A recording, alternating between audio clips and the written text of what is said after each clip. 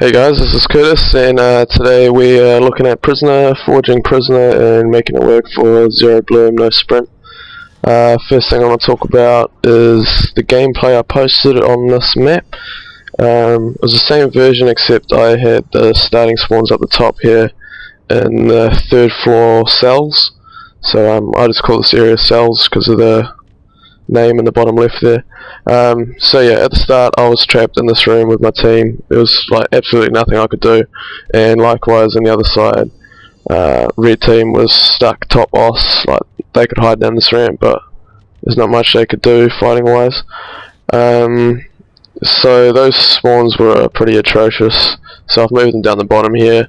Got red team spawning there against this wall, and then exactly opposite I've got blue team. These spawns work really well because of they have equal access to everything. So at the start they got equal access to camo, so you can choose to fight over camo. They got equal access to level 2. Blue team can go up this ramp here and go up to the top there. Red team can go into this lift room here, lift up to the top. So red team ends up in this room, blue team ends up in that room. Alternatively, they've both have jump up boxes. So blue team can jump up here, and then if they want to be sneaky, they can just carry right on up to the top level. And red team can do the exact same thing. They've got their own jump up box, and if they want to be sneaky, they can just go straight on up to the third level. Also is these rooms here. So red team spawns there, and then opposite them is these little bunker rooms down the bottom, and each one has a jetpack, plasma grenades in the corner, and a DMR. So on the opposite side here, you got blue team spawning there, rooms opposite, and you got plasma grenades, jetpack, and DMR there. And also I got this idea off Yosef. These crates here used to be across a little bit more. They both used to be like directly underneath these, and you couldn't use them for jumping off because you just whack your head. But you move them across a couple of feet, and they can be used as jump ups. Not like that, but they can be used as jump ups to rockets on either side.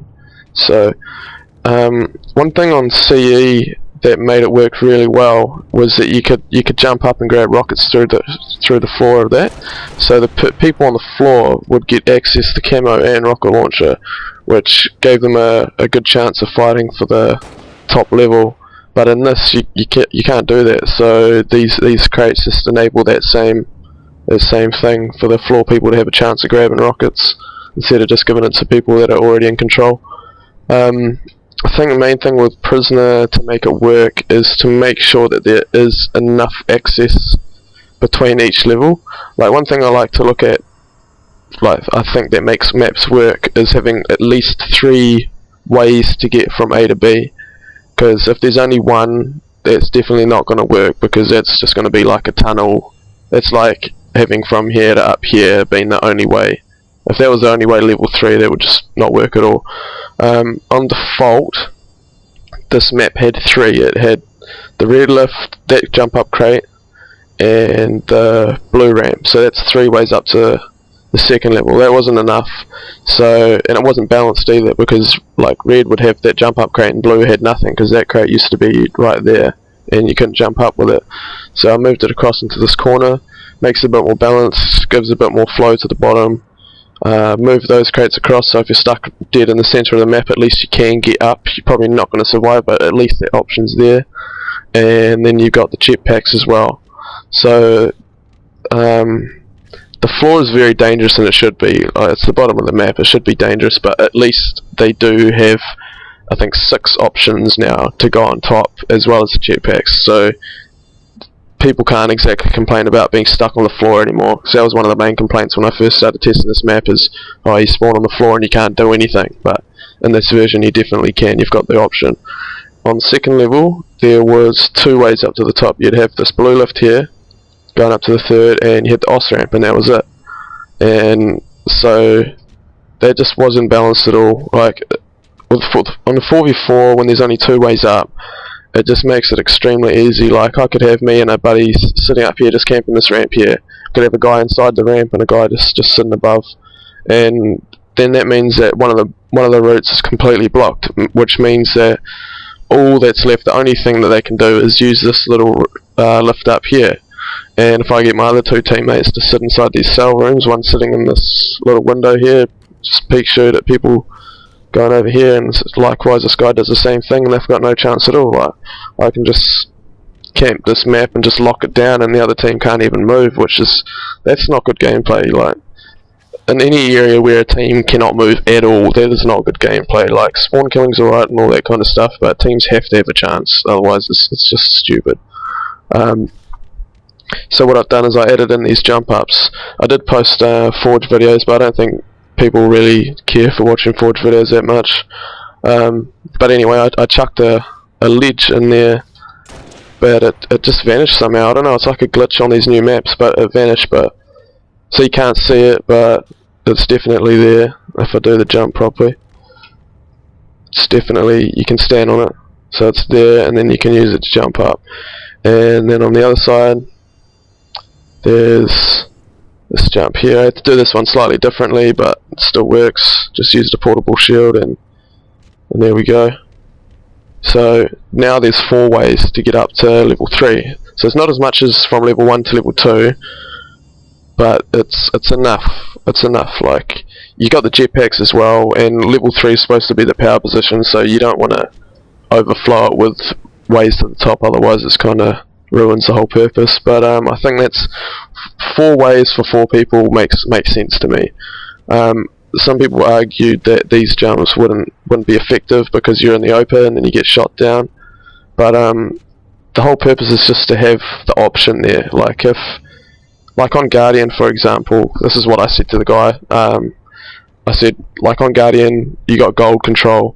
If you're attacking gold control, going up the camo lift is like extremely dangerous. Like, you get shot, you're stuck in midair getting shot at. When you land, you're on a little ledge, can't really move, and you get grenaded like crazy. Like, it's so dangerous to go up there. But just having that there weakens the rest of the setup, because the people holding gold they can't just ignore that lift. Like, even though it's easy to cover, they can't ignore it. They have to have a guy sitting top gold to watch it, kind of thing, in case a guy does lift, or a guy sitting I don't know, blue window to watch the lift from a different angle. You know, they have to cover it, even though it is a weak route to take. And it's the same here. Like, even though it's very dangerous to use these jump ups, it splits the attention of these guys that would normally camp in the cells and at top offs, and just takes the attention off, makes it a bit more easier for the attacking teams, and gives them a bit more of an option instead of forcing them to use these ramps. This version that I'm on now is the exact same as the original Prisoner. Like, it doesn't have the extra routes. Originally I did play with these rooms added in. These back rooms added, and it works. It works fine. I just find that with these extra rooms it makes it a lot more campable. Like, if you're up the top here and you see nades coming in, you can just back off and just hide down here, wait for the nades to stop, pop back out.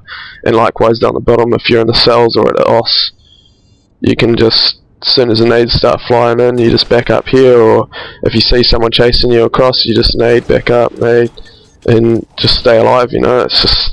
It kind of makes the map more about who can camp each back room, more than actually playing on the map itself.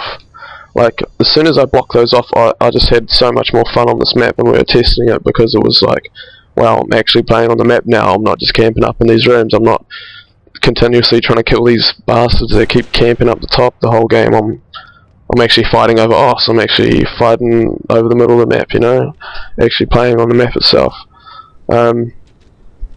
And these extra ones, like on the default solitaire, you've got these extra rooms, and it's just far too excessive. Like, we originally started playing with those, and I was like, oh yeah, that'll work because Prisoner's small, so it needs to be bigger. But it's not really the case at all. Like, these rooms, like, Prisoner's already got 3 levels and like multiple rooms. There's rooms on every level. You don't need a whole extra level with extra rooms on top of all that. It's just excessive. Like, like, the games I played with them were some of the slowest team slayers I've ever played, just because of how spread out everyone was. Like, you'd find some guy randomly on the top, like in this room here, be walking up, and then all of a sudden a guy is just in your face, and there's no strategy. I don't know. It's just random just because of how big it is. It's just too big for 4v4, in my opinion. But yeah, I think it can work with or without these back rooms, but definitely not with those. Another thing on Prisoner is the spawns.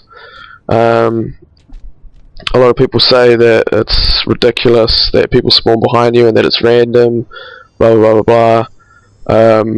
Which is kind of true, I suppose, but it just comes down to map knowledge. Like in Halo 3 on Amplified, a lot of people would always say, like everyone would say, the spawns on Amplified were random. You know, like people always spawning behind me or in front of me or whatever. But if you actually went into Forge and looked at that map, it's a box, it's a square, and there's a base against each wall, and there's a spawn zone at each base.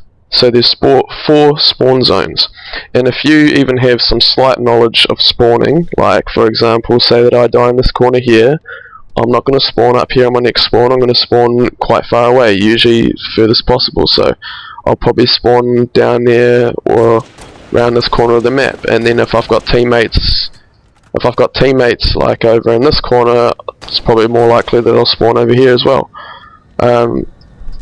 So with that in mind, you're playing on Amplified. If you kill them at blue and at gold, they're going to spawn at red and at pink. It's as simple as that. And then if you're standing, say that there's a spawn zone, say that this is a base over here at OS, the spawn zone is going to be these spawns here. I'm standing at this front of the base shooting across the map, and I've just killed them on the opposite base. Where the hell are they going to spawn? Right behind me. And a lot of people did that. They'd stand at the front of the base shooting out, the guys would spawn in the spawn zone behind them, and they'd assassinate them, and then they would have a rage and say that the map's random, when in fact it was their fault for not having adequate map knowledge. And I think the same thing is going to happen with this map. Like if you kill a team down there, they're not going to spawn on the floor or on the side of the map. They're probably going to spawn second level, third level on this side of the map. But I haven't actually tested it. I'm not sure exactly how it'll work, but it'll be something like that. We'll be able to figure it out. It's just we'll learn it over time, and the more we play it, the better we'll get at predicting the spawns. And yeah, that's it. Like you can't just call something random when it's not random. Like it'll work. We just gotta test it out, give it a try. I think that's pretty much it for this map.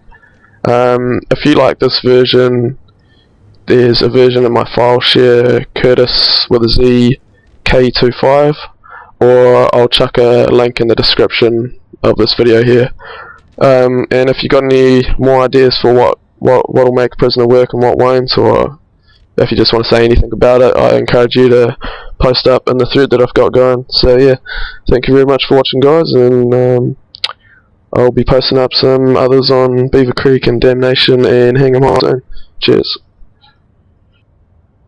Game over.